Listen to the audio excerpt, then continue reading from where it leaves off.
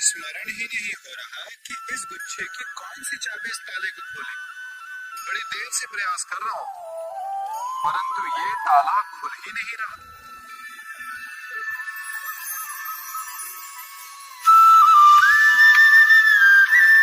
ऐसी परिस्थिति में आप क्या करेंगे? अधिकतर लोग ऐसी परिस्थिति में अपनी आशा खो बैठते हैं। उन्हें लगता है कि चाबी खो गई, वो तिलमिला जाते हैं, क्रोधित हो उठते हैं। परंतु उस समय धैर्य रखें तो गुच्छे की अंतिम चाबी ताला खोल सकती है।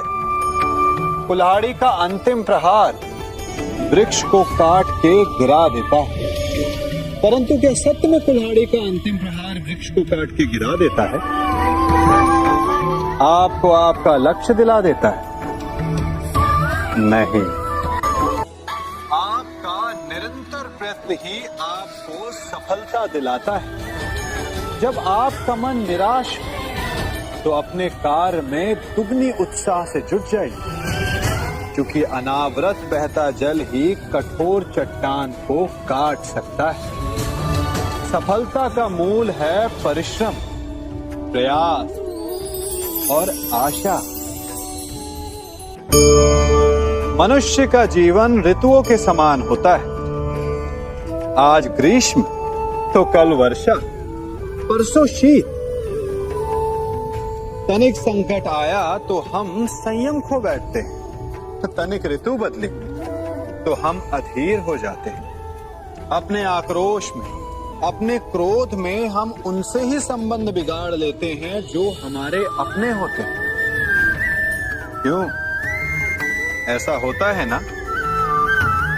हमें लगता है कि हमारे अपने हैं, फिर से मना लेंगे, परंतु स्मरण रखिए, सदा ऐसा करना संभव नहीं होता। सागर की उछलती लहरों को तट सहता है, और यदि तट ही टूट जाए तो बाढ़ आ जाती है। हमारे संबंध भी दूध की भांति होते हैं। दूध तपकर उबल सकता है, परंतु यदि उसमें खटास आ जाए तो वो फट भी जाते हैं। और फटे दूध को चाहे जितना मत, उसमें से माखन नहीं निकलेगा। इसीलिए अपने संबंधों को संभल कर निभाना चाहिए। मनुष्य की सबसे बड़ी दुर्बलता क्या होती है? सोचिए। धन, प्रेम, अहंकार। मनुष्य की सबसे बड़ी दुर्बलता होती है उसके रहस्य। चाहे आप कितने भी शक्तिशाली क्यों ना हो, कितने भी प्रबल क्यों ना हो, परंतु उसके रहस्य उसके नाश की चाबी होती है। इसलिए यदि प्रबल रहना है, शक्तिशाली रहना है, समर्थ रहना है, तो अपने रहस्य को किसी को भी ना बताएं, ना मित्र को और ना ही शत्रु को, क्योंकि समय पड़ने पर कब कौन शत्रु हो जाए ऐसा कहना संभव नहीं। विभीषण को रावण के अमृत कुंड का ज्ञात था, इसीलिए प्रभु श्री राम रावण का वध करने में सफल हो सके। इसलिए उचित यही है कि आप अपने रहस्य को स्वयं तक ही सीमित रखें। मनुष्य का मन बड़ा विचित्र होता है, कल्पना में ही विकास करता है, संपन्न भविष्य का स्वप्न देखता है, और कल्पना में ही जो नहीं हुआ उससे भय खाता है। और यही भय मनुष्य का सबसे बड़ा शत्रु है। हमारे भविष्य के मार्ग में, हमारे आनंद के मार्ग में सबसे बड़ी बाधा है। अब आप लोग मुझसे पूछेंगे कि इसका तोड़ क्या है, भय से मुक्ति कैसी पाई जाए?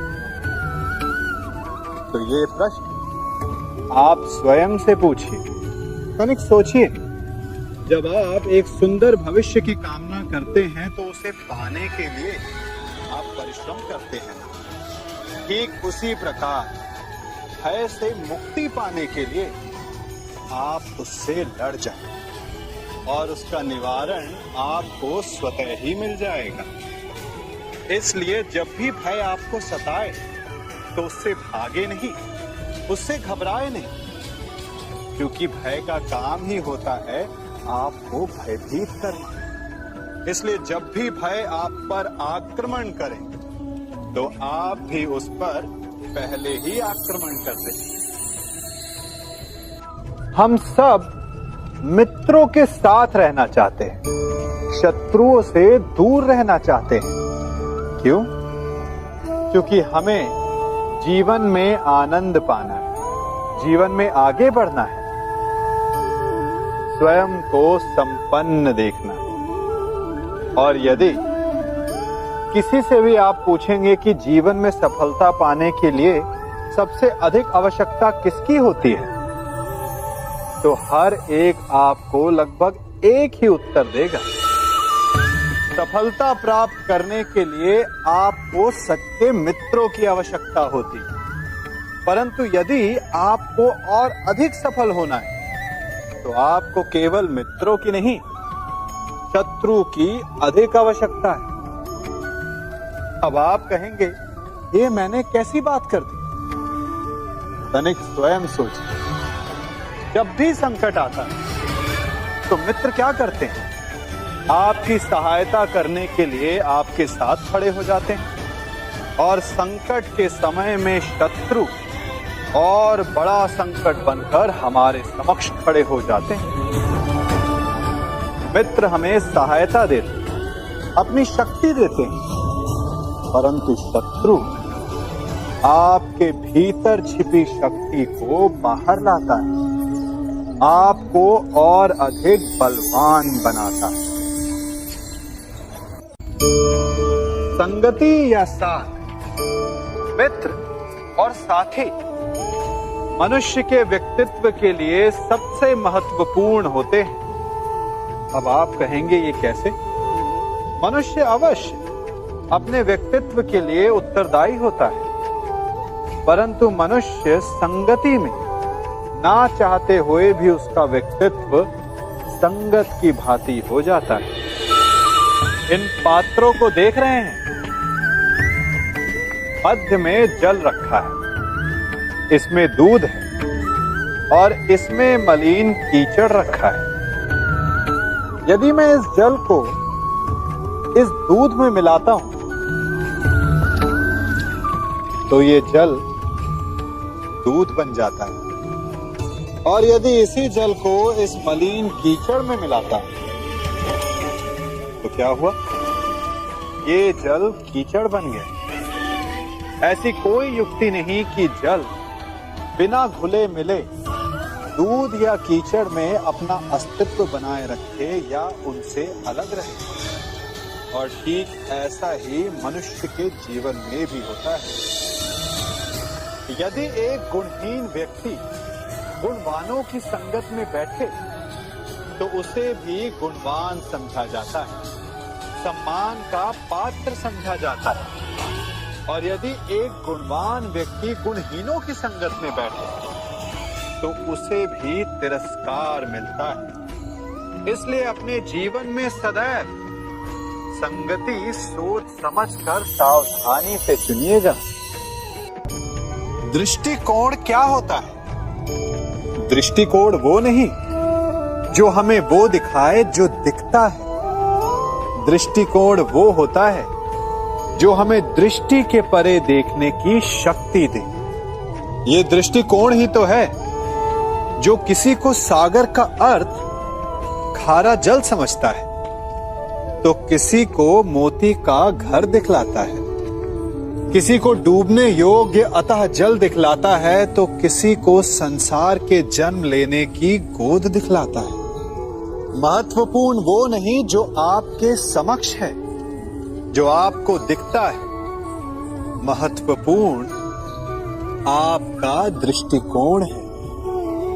देखने में अंतर करेंगे तो आपके जीवन में भी अंतर आ जाएगा। हमारे जीवन में दो प्रकार के व्यक्ति होते हैं। पहला मित्र और दूसरा शत्रु। मित्र हमें भाते हैं और शत्रुओं से हमें घृणा होती है। मित्रों के लिए हम अपने प्राणों पर खेल जाते हैं और शत्रुओं के प्राण लेने पर तुले रहते हैं। यही होता है ना? परंतु मित्र कौन है और शत्रु कौन, इसकी परिभाषा जान लेना भी महत्वपूर्ण है। कभी कभी हमारे मित्र हमारी हां में ना करते हैं, हमारी इच्छा पूर्ति में बाधा बनते हैं, और कभी कभी हमारे शत्रु हमारी इच्छा पूर्ति में हमारे सहयोगी होते हैं। तो एक मित्र हमारे मार्ग में बाधा क्यों बनेगा और एक शत्रु हमारे मार्ग से कांटा क्यों हटाएगा? क्योंकि कभी कभी हमसे अधिक हमारे शत्रु और मित्र हमारा भविष्य देख सकते हैं। इसलिए यदि शत्रु और मित्र को पहचानना है, इससे पहले अपने भविष्य को देखिए कि कौन उसे सार्थक करने में सहयोग करता है और कौन असहयोग। यही शत्रु और मित्र की परिभाषा है।